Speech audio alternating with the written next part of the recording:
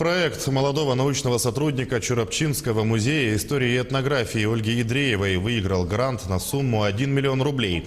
Он посвящен 75-й годовщине Великой Победы. Создана интерактивная карта со множеством материалов о жизни и подвигах 4 известных участников войны, уроженцев Чурапчинского улуса. Идея проекта у автора возникла после знакомства с биографией Веры Кирилловны Захаровой, первой военной женщины-летчицы из Якутии. Я включила еще 3 знаменитых ветеранов.